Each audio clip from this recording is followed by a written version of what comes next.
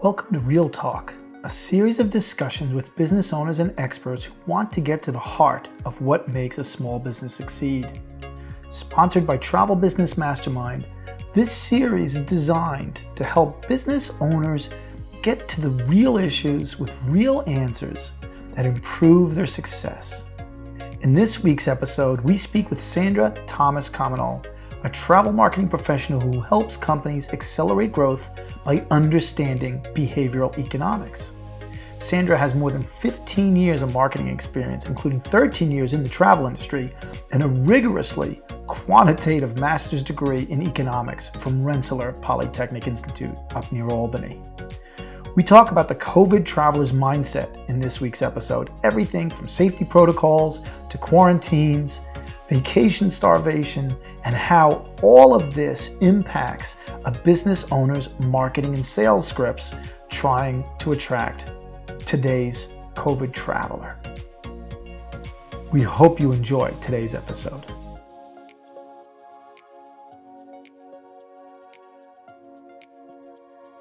So, good afternoon on the East Coast, but our guest, Sandra Thomas, is on the Pacific Coast, or at least very close to it.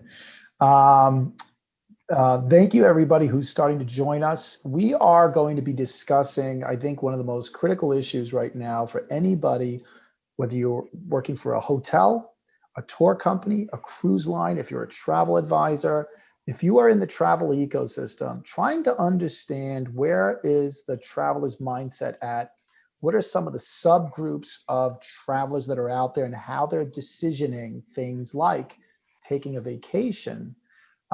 It's really such a minefield right now. And some of my clients are asking me questions like, well, I don't want to offend anybody. I don't want to hurt anybody's feelings. I don't want to step on someone's toes because maybe they're really worried. Or I don't want to push this in front of them, Rich. I don't want to tell them about health protocols unless they ask me. And we're going to try to get into that because Sandra is a behavioral economist. I'm going to let her tell us a little bit about her story and her bio and how she got to this point.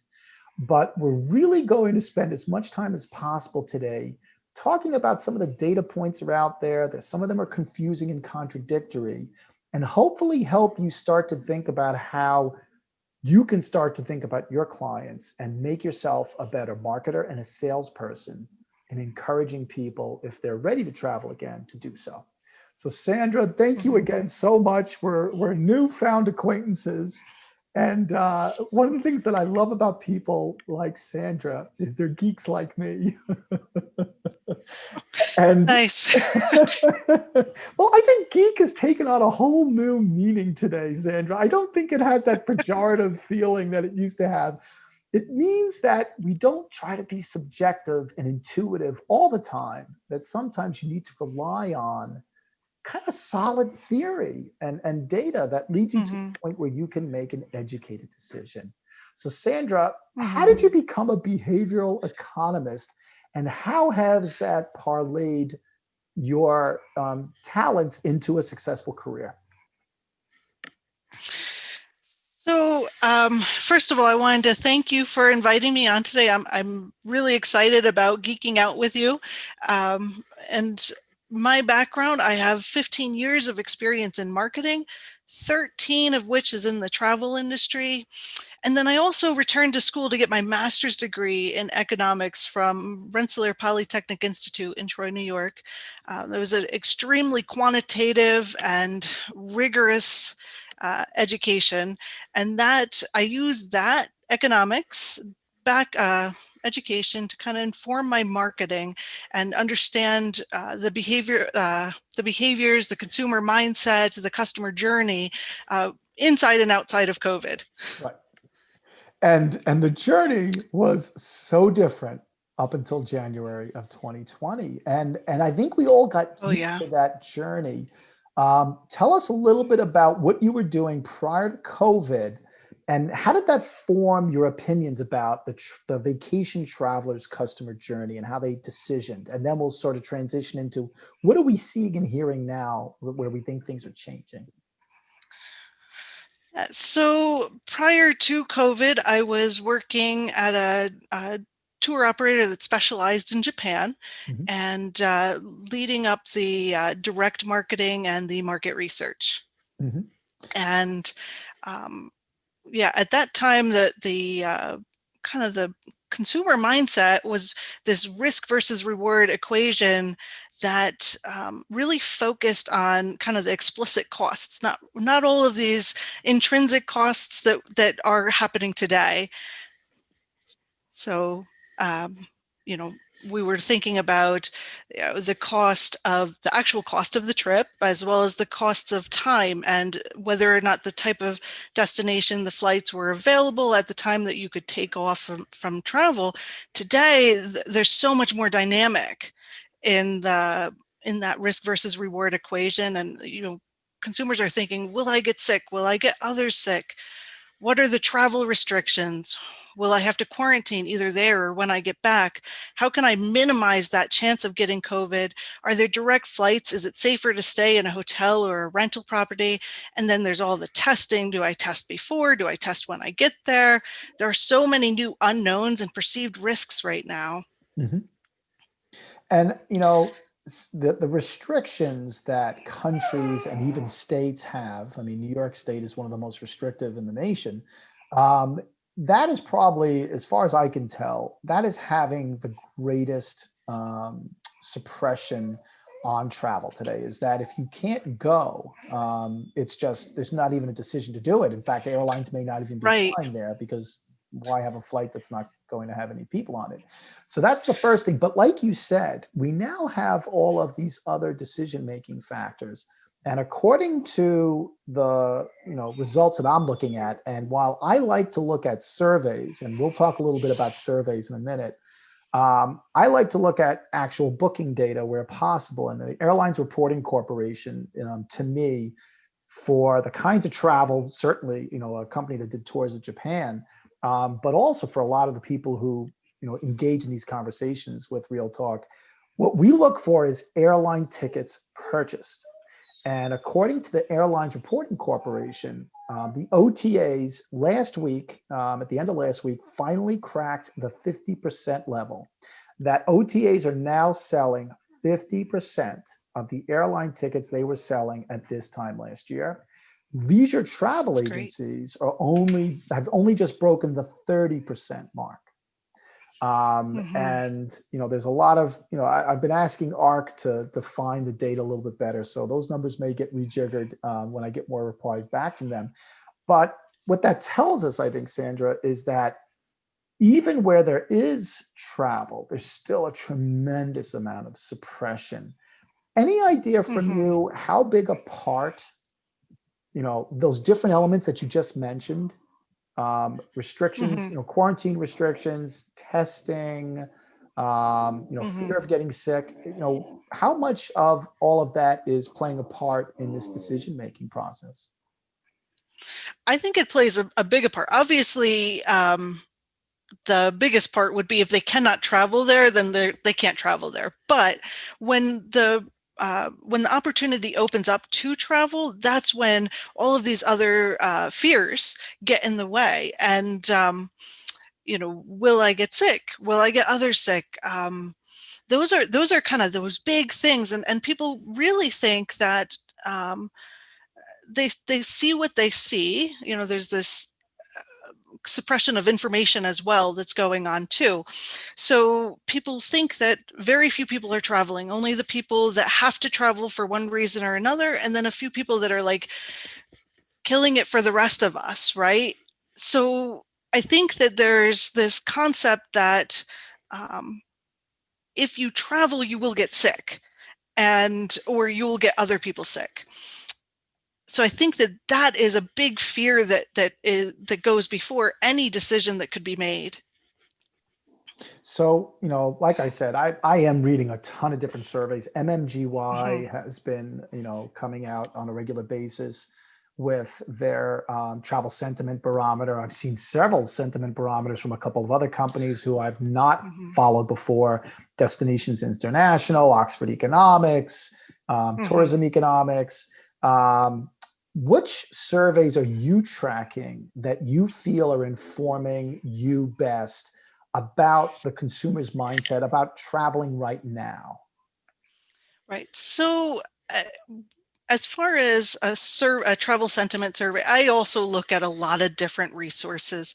One that I really do like is this destination analysts survey. I mean, they break it down by not just demographics, but psychographics as well. So it's a great resource that if you, for example, most of your clients are adventure travelers, you might be able to just look at that data and how that's changing over time.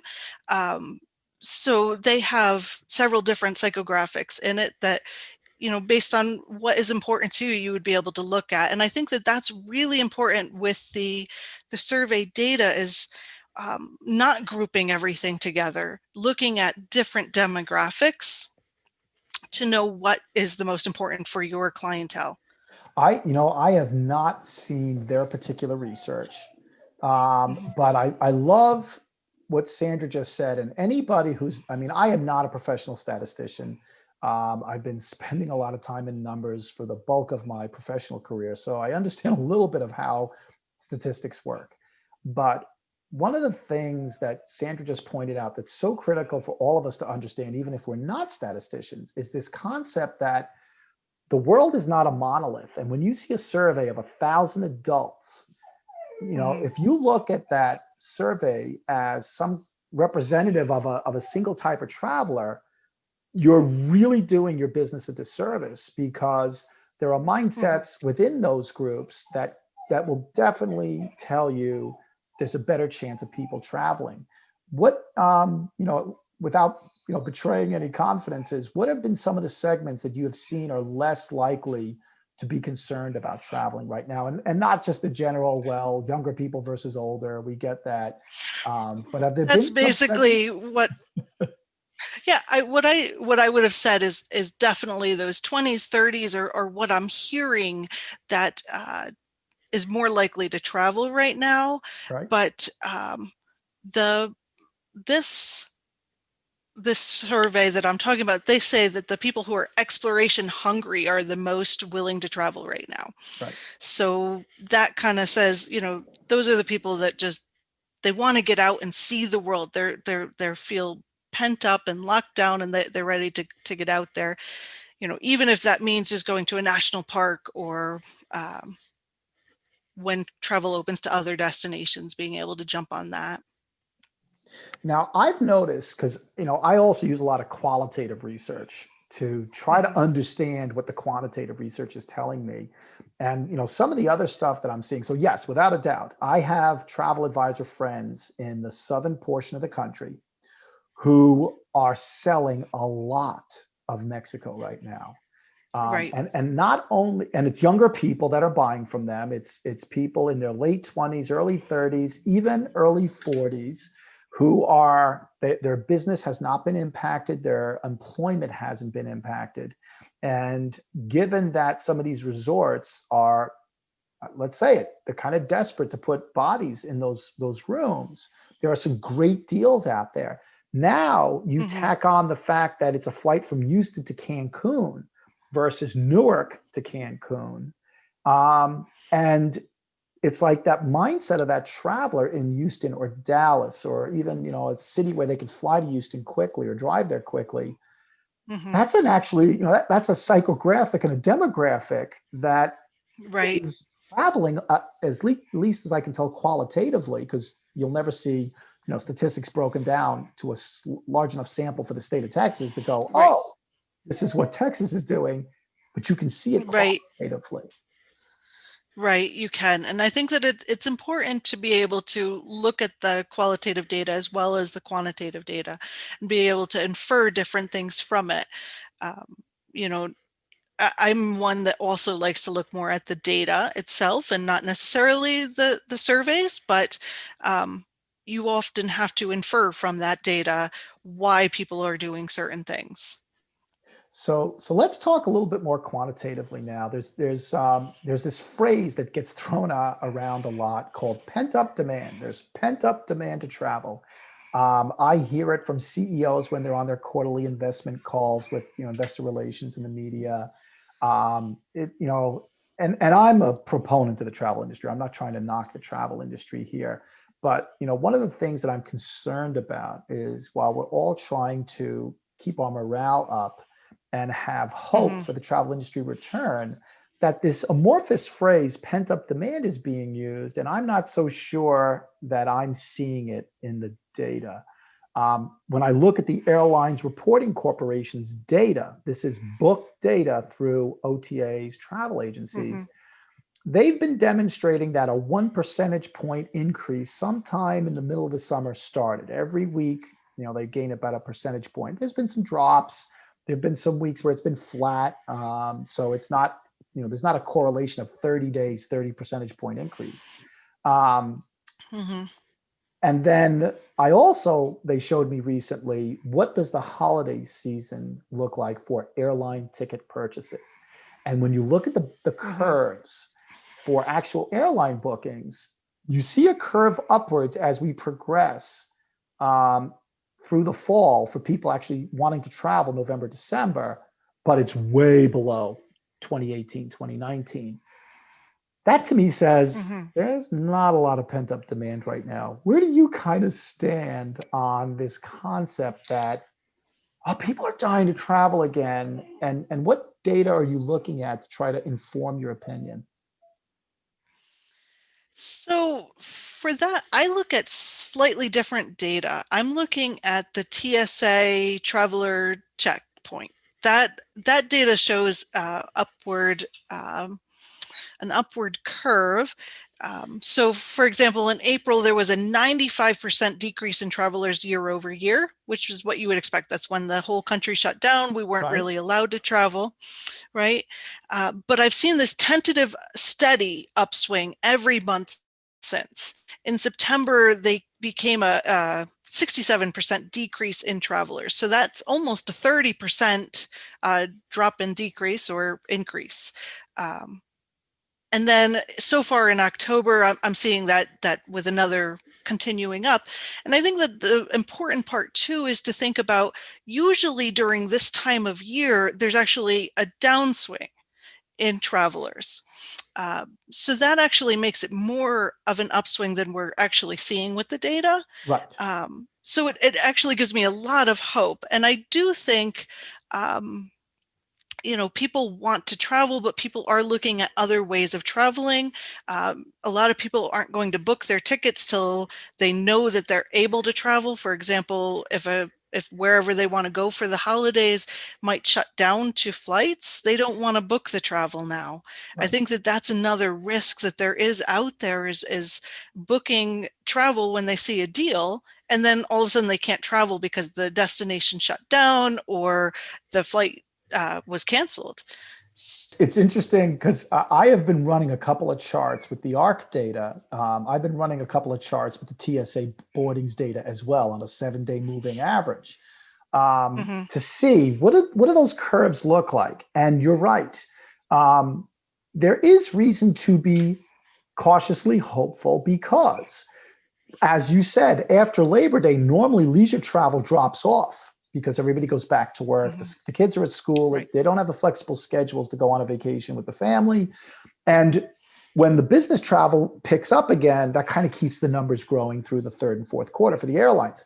We have maybe 15% of the business travel traffic that we had this time last year due to the corporation saying, Mm-hmm. no, we don't have the insurance to cover you. We're not going to take the risk. But yet we continue to see TSA's volumes on a 7-day rolling average. They're still going up. And that is a Right. hopeful green shoot. Yes, it is. It absolutely is. And I think I love the idea of looking at what people are actually booking, right? But that doesn't mean that every booking is a travel. And it doesn't mean that, I think what would be interesting to look at with that data is how far in advance people are booking. Like if they're booking a month out or if they're booking 2 or 3 days out. Right. I think that would be the very important thing to watch that progress. Airlines Reporting Corp has that data because these are actual airline tickets purchased, and they obviously are capturing both the date that a credit card receipt or if it was a refund that was then being used to actually book the canceled trip. They know the date that that occurred, and they know the date of travel. And they've been tracking it. And obviously, at the beginning, this is according to Chuck Thaxton, who's the head of data science for them.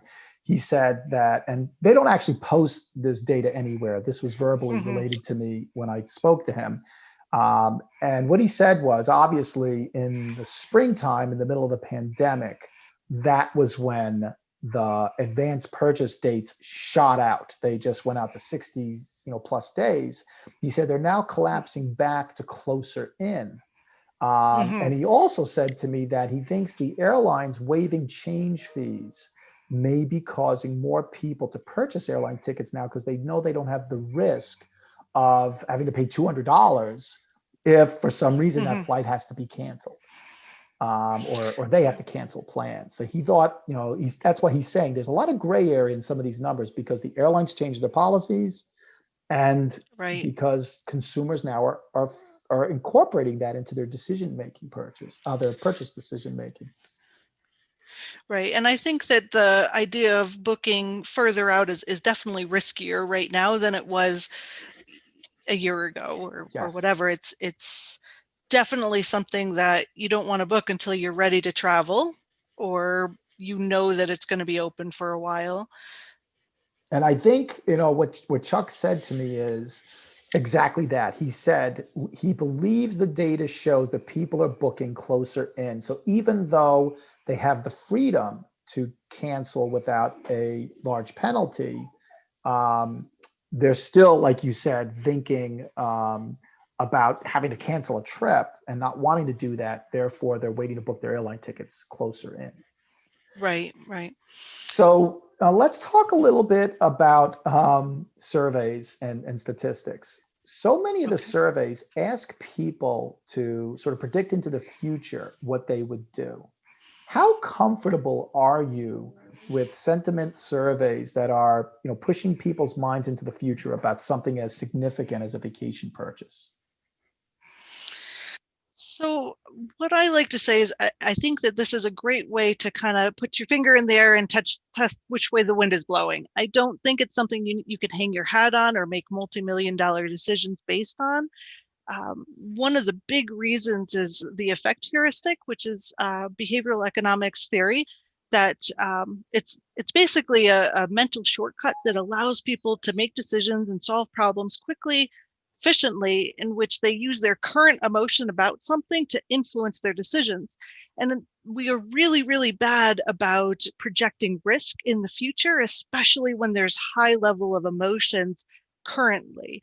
And so I would definitely say that, those sentiment surveys are based on how people are feeling right at that moment about how they'll feel in the future. It's not necessarily something that will stand. Um, we can't always predict how we're going to act in the future and how we're going to feel about the risk in the future. Yeah, one of the surveys that I've been relying on because I trust the company, the Harris Group, and they've been doing wave polling since the middle of March. And one of the questions that they have consistently asked throughout, I think they're up to like wave 35 or something now, Mm-hmm. is they ask at what point when the curve of the virus is flattened, would you be comfortable performing the following behaviors? They ask about Mm-hmm. going to a restaurant, going to your office to work, going back to school or university. And they also ask four elements of the travel industry. Take an airline flight, take a cruise, stay in a hotel, and visit a casino. And what the Mm-hmm. data has been showing, and this kind of supports Sandra's point, is that we obviously when things were crazy, the inclination to do that just dropped off. It started to Mm-hmm. come back over the summer when the virus was kind of tamped down in the Northeast. Some of the southern states were starting to see some spikes, but in general, people were feeling good about being outdoors. The weather was nice. Um, we were talking about vaccines at the time. And then as you moved into the end of the summer, if you follow the Harris data, when they ask, when would you be willing to do this? They ask immediately up to 30 days, 2 to 3 months, 4 to 6 months, 7 months. and then a year or more, and then never. What you're starting to Mm-hmm. see in the Harris survey results, and they're polling about 1,000 American adults, which is a reasonable sample. But what you're starting to see is some of those people who are very optimistic at the beginning of the summertime are shifting towards those middle months where they're saying, I'm going to push that out. I'm going to push this decision out to 7 months, to 4 to 6 months. I'm not Mm-hmm. as confident I would do that so quickly.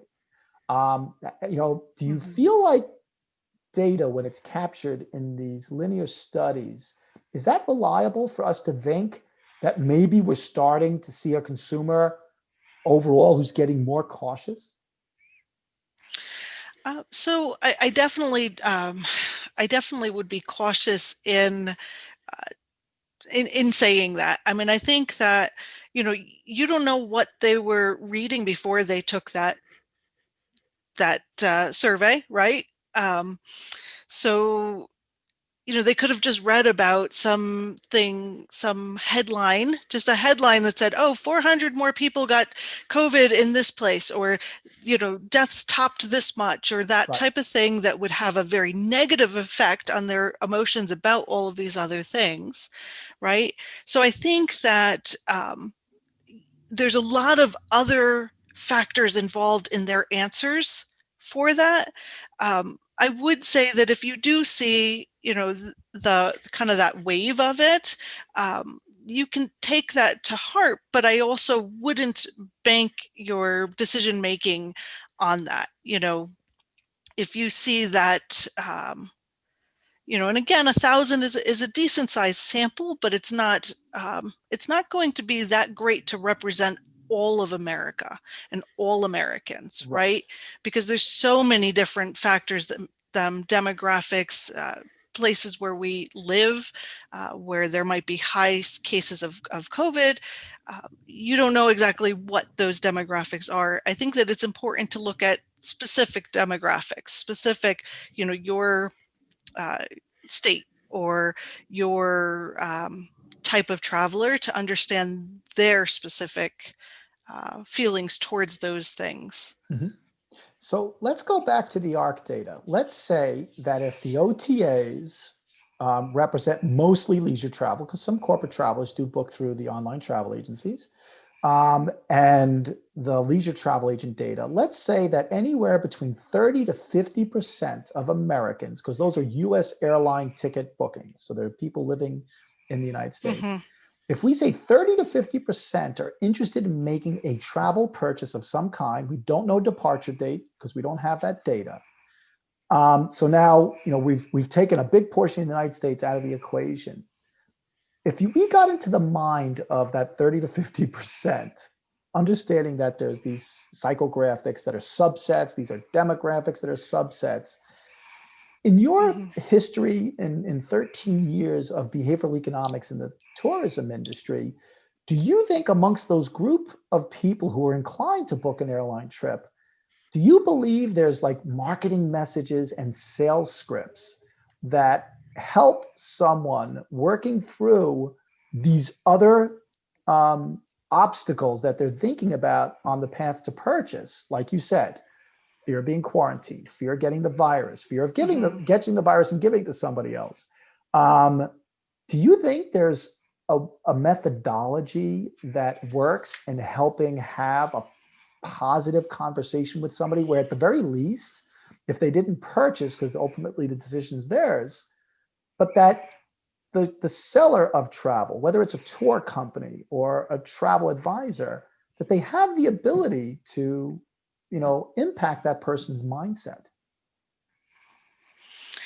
Yeah, absolutely. I don't think that you can take someone from a 0 to 100, right? I think that you can take, I Yep. think that you can take somebody from an 80 to 100. I definitely think that that would be something you could do, especially because when you're talking about sales scripts specifically, you're talking about people coming to you already. So they're Right. already on the fence. They're already thinking about it and wondering what their risk is.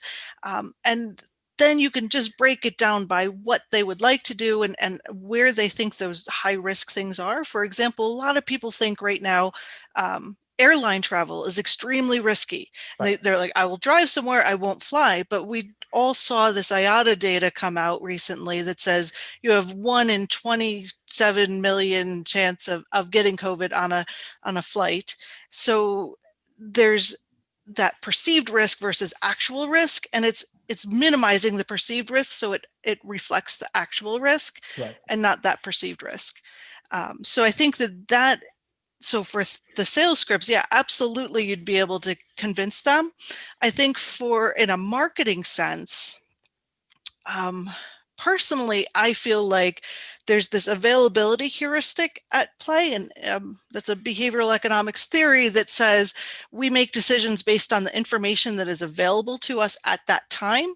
Right. And right now, the information that's available to us right now is the mass media saying to be scared of everything, Right. and that nobody's traveling except for the people that aren't wearing masks and a couple of other people that are getting COVID or whatever. And so there's this idea that if you travel, you will get sick.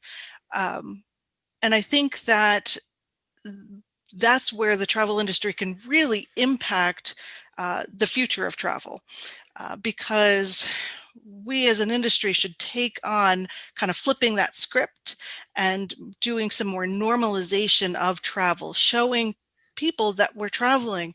Because right now, I just read in that TSA pre-check data, almost 1 million people are traveling per day in the US by plane. Right. And they're not posting it on social media, though. They're scared of the backlash, of the negative comments and stuff. So a lot of the people that are traveling, if they were to post it and show it to people, that's the information that would be available to people as they're making decisions about whether to travel or not. Mm-hmm. And so what I really think is that as an industry, we should be posting whenever we travel, whether we're taking a flight or going to a national park, or even going to like your local museum or your zoo or something like that, taking pictures of, not just like the landscape. We often try to wait for everyone to move out of the way, but right now I think we need to take pictures Them in of there. everyone there. Yeah. Yes. And I think that planes, seeing planes full, you can tell people all these numbers and stuff, but it's really seeing is believing. And so if Yeah. you're on a plane, take a picture of it, post it on social media, tell the details of it, talk about the ways that they're trying to minimize risk on the plane, show people with masks on, show the safety measures at play.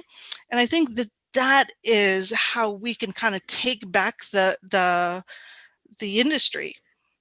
It's interesting. I have easily 3 to 4 dozen travel industry acquaintances or friends who have traveled 12, 15 times in the last 4 months. Hmm.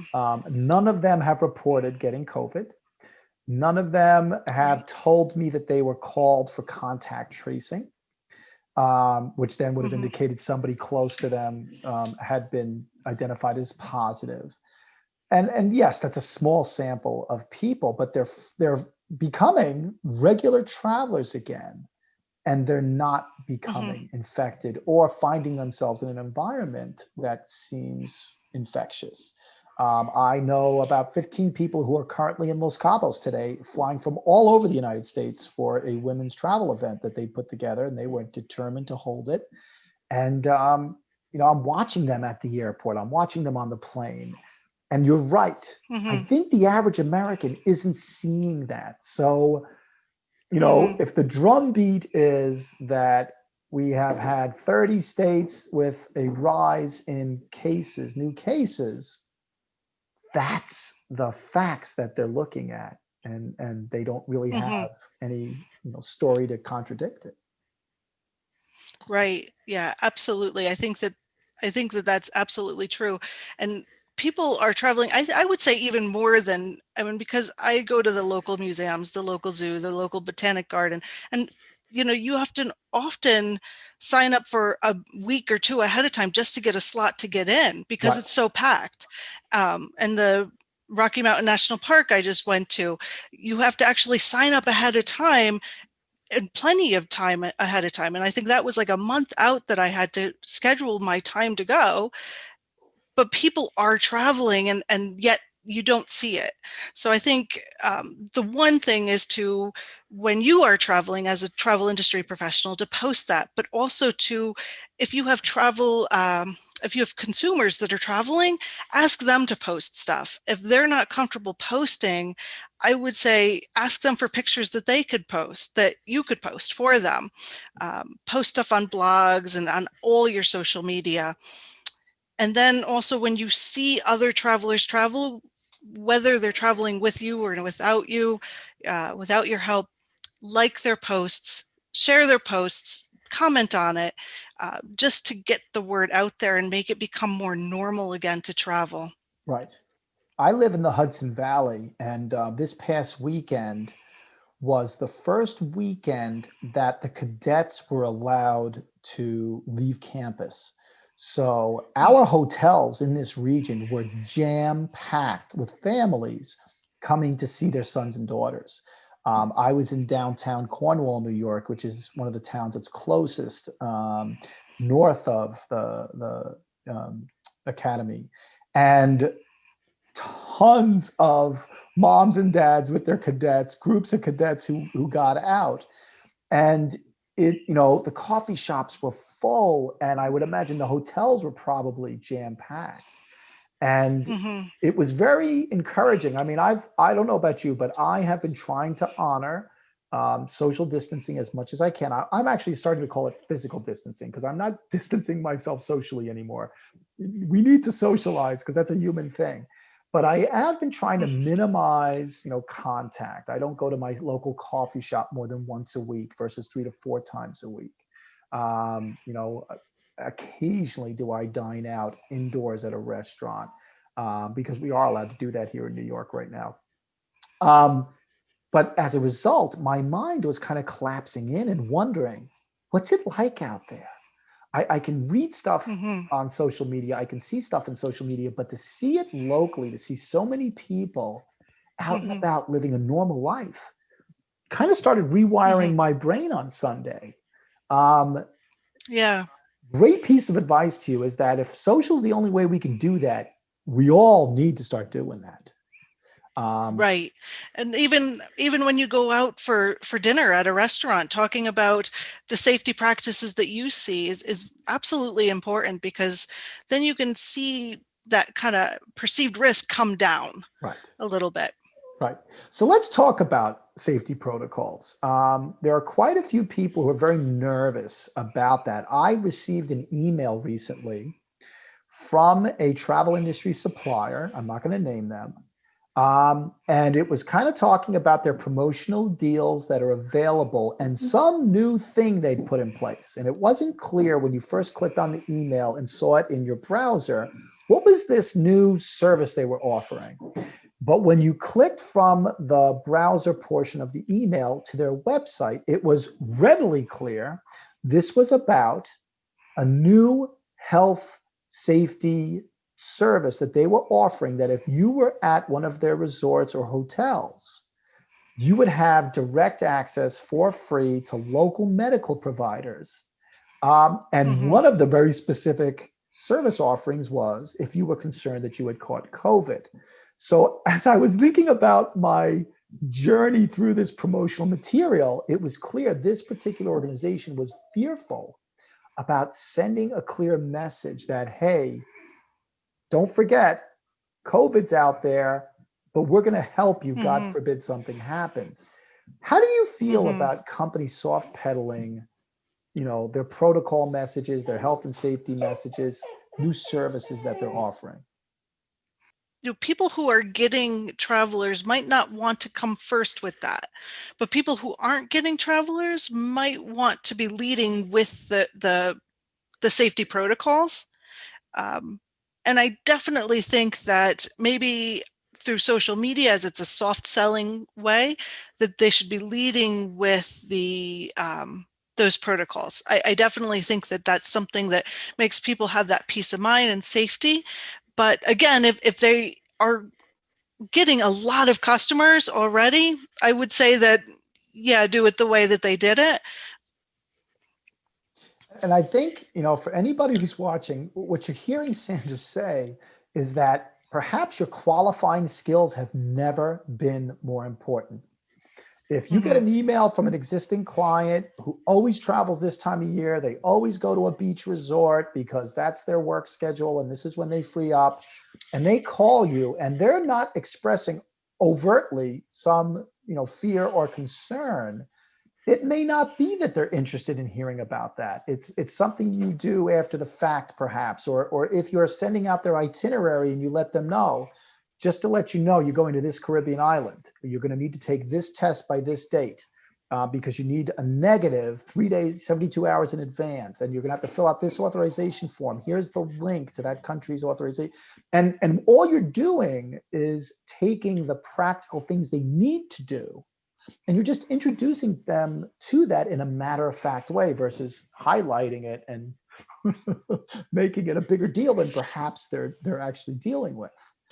Any thoughts on how to approach the tentative traveler right now from a behavioral economist's point of view? People want to feel safe. And I think that there is fear, even in the most kind of risk taking traveler right now, that there is some sense of, I want to travel, but I want to travel safely. And so understanding the safety protocols that different places are doing, I think it's a part of it. I think that some people who've traveled kind of a little bit already, they've already been inoculated to it and feel comfortable with traveling under certain circumstances, and maybe even just start to expect that certain protocols are in place. So maybe Mhm. just reminding them that it's there is important. Um, I don't, I mean, obviously, you don't want to come from a fearful standpoint, and but you should be able to listen to your customers and hear if they have any issues with risk in any part of their travels I and think you just pointed address those out specifically. I think you just pointed out a great question to both ask and be very open to listening to, which is, ask them, well, have you traveled so far since COVID has occurred? Because as Sandra said, if somebody's already traveled, um, that's an interesting discussion to have. Where did you go? What did you do? How was it? You're calling me now. You didn't book with me previously. You're calling me now. Let me know what you're trying to accomplish on this vacation. And as you ask those questions, you're going to start to get a sense. Well, this person's already traveled. They're not overtly concerned. Otherwise, they would not have taken that particular trip and now be looking to book trip number two. That demonstrates confidence. So your sales script um, maybe needs to change a little bit. A lot of us, when we're on a sales call, we don't necessarily ask somebody, when's the last time you did this? We're more focused on the fact that they've approached us, they want to go do something, and we're focused on that future. Perhaps if you don't already have that in your sales script, that's something you should be asking. Have you taken a trip? Oh, did you take a trip over the summer? Have you traveled since June? What was that like? And maybe then they'll start to reveal to you the depth of their concern. That's a really great idea.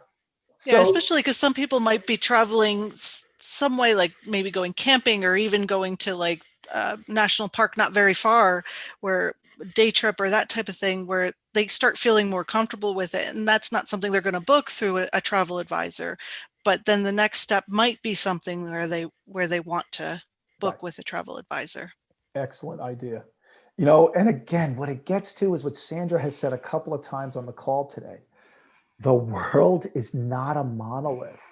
And Mhm. COVID has made those little, subsets even thinner, um, Mhm. because different people are doing different experiences that now give them a new perspective that the majority of us didn't do. The majority of us did not go to the national parks this year to acclimate to a COVID travel environment. But that group of people may have had a fantastic experience, and they look and feel different than the rest of the group of travelers who didn't do that. It is. I mean, I do say a lot about the national parks because they did see such a huge increase in visitors. For example, in South Dakota, they never closed down during the quarantine. So where all the other national parks were closed down, they were open. So between April and May, they had 112% increase year over year, doubling their Holy cow. visitors. Yeah. And then of course, when other parks opened, they still saw a huge increase in visitors, but it was between June and today, it was 26.6% increase in national park visitors year over year. So they've seen huge numbers, and that just says the sheer number of people who are traveling that are flying under the radar. It's, qualitatively, outside of the TSA boarding statistics, qualitatively, it is so apparent to me via my friends in social media how many more are traveling right now than were in July and August.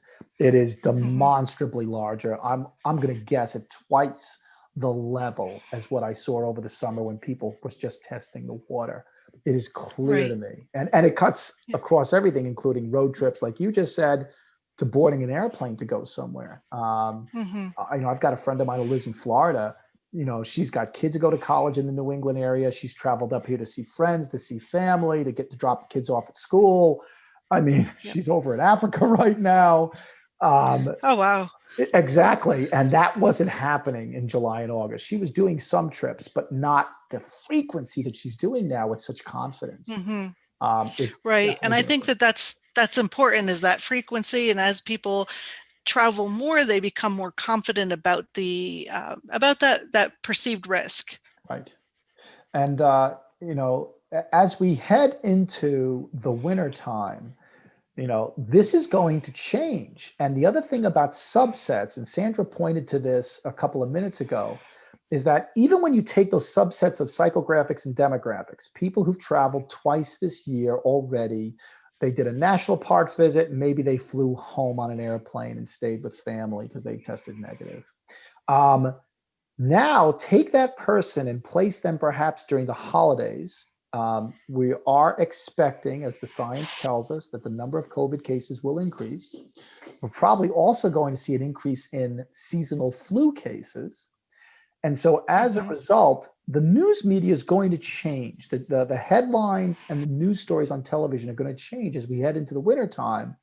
So, if you took a survey of somebody who was optimistic in August, September, they may feel differently depending upon the news media that's responding to Hmm. events over the wintertime. And you've got to stay on top of that, because if you're Hmm. going around this with some static viewpoint of what your marketing and your sales scripts look like, they kind of have to adapt as the events They adapt. do. Yeah, absolutely. I think that especially in this time, that we have to be adaptable, we have to be flexible, and be willing to pivot as needed. So So, you talked a little bit earlier, Sandra, how you like to stick with numbers and not necessarily surveys, but actual, bookings. Do you find that there's other publicly available databases that you and I have not talked about yet on the call that might be informative to people who are running travel businesses and trying to understand, how the consumers' behaviors are changing versus their predicted sentiment is changing? so I think that I think it's kind of touch and go, because there's not a lot of available data sometimes. I think that one of the great things that I've been trying to look for, and I haven't really found that great data because they usually come out maybe a year and a half out, is when, like, for example, when Europe opened, how you saw travelers throughout Europe traveling. Was it immediate? Was certain demographics, what was going on there. I think that that's really important to look at, is when other countries have opened up, where they saw the travelers coming from, and how it was working for them. And I think that um, that would be the best way to kind of gauge what the future looks like, and if there is that pent up demand. I mean, when I used to cover the airline industry as a reporter, I was very intent on studying airport boarding information. Unfortunately, sometimes it's a 30 to 45 day trailing report. So you're getting data that's Hmm. kind of old. It's hard to see. I mean, if you Right. plot it on a chart, you can maybe see trends, but by the time you need to make a decision, you may be basing it on data that's 60 days old. Right. Um, Yeah. the BCG data, like I said, I've got to spend some time with their Tableau tables because you've got to go to the notes section to understand where did they get this. But Right. it's Right. incredibly rich and it's available to the public. And I'll drop the URL into the notes for this conversation after we get off. But if you're a travel company and you are having to make decisions about, do I staff up for January? If I've got cash flow issues and I'm trying to figure out what might the booking data look like by the time we get to January, because I've got to make decisions about investments. There's still a lot out there for people, and a lot of that is not sort of predictive sentiment data, which, as Sandra said, very often people are a lot more optimistic than they'll actually behave. And so you have to be careful about industry data, especially produced by the industry we're trying to keep our morale up, that we're not Hmm. overestimating what pent-up demand looks like. Yeah, I think that people can often be negative too right now in what they're predicting they'll do. So I think some people might be overly optimistic. I think Right? especially in the beginning, Yes. um, I started booking some of those really cheap flight deals, thinking, oh, by August we'll be fine and everything will be open again. Um, but I think that a lot of people are more negative when they're looking at it, especially with all the negative news out there. So I think that either way, you really can't judge how people are going to act in the future by that. Right. What I tend to do with sentiment surveys, and first of all, if you're going to follow a sentiment survey, please use somebody like MMGY because they're doing it longitudinally. They're doing it over a period Hmm. of time. So at the very least, 45% of people are willing to take a cruise. While that may not be the focus, what you can see is that it's gradually going up. And maybe that starts to Hmm. inform you that, yes, the consumer is losing some of the negative aspects of the headlines from March and April, when there were certain ships that were stuck out in the ocean. There were ships that were in the news because the president was talking about whether or not those cases would be entered into the United States.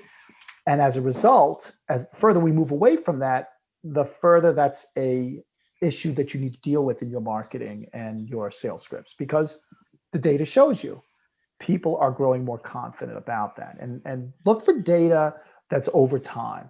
That's why I like the Harris poll. It's at the very least, it's telling me a narrative over time about the consumer's mindset.